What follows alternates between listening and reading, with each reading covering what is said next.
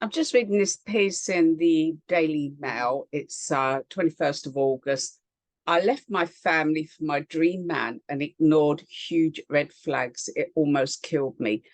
This is something I'm seeing more and more of. It's a pattern.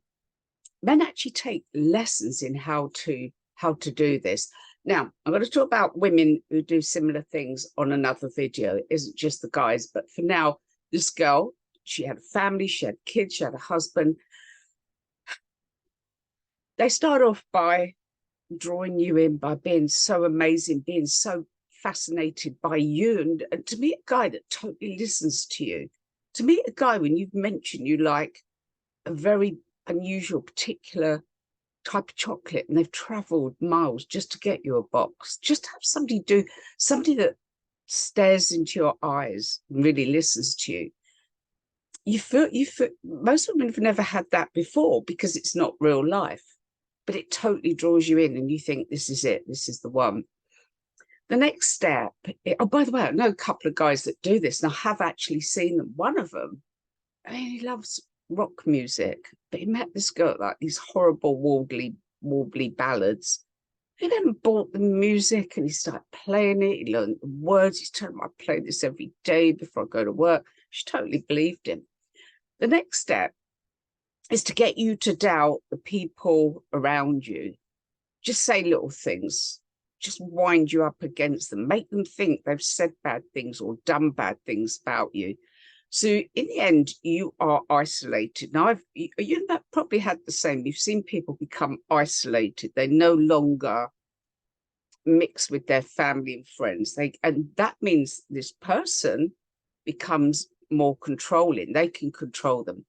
Then at some point, they do something to get control of your finances. They might move in with you, but not actually pay for anything. This girl had that where moved in but didn't pay for anything. And in the end, you're spending all your money to keep things going. And you start to need them. You start to, one of the things this girl had, the guy got her to pack her job up and then work for him. But sometimes he'd give her work, sometimes he wouldn't, you know. He started talking to people around, either trying to scare them off by being aggressive or saying so, or more likely making them think she's a bit crazy. There's a whole pattern if you want to read it, but I think one of the things I find difficult is when people are right in that bit where they're so captivated, you can't tell them. They're just on this cloud nine. The difficult thing is, even when it goes bad, and it always goes bad, when it goes bad, it's still hard to tell them. And one girl said to me, I stuck with it, even though it was horrible, and what he was doing to me was horrible, because I was trying to get back there. I was trying to get back to that magic, because I've never had that before. It's a bit like drugs, you know, it's an addiction. It's like drugs will draw you in, and you're always trying to get back to that buzz, that high again.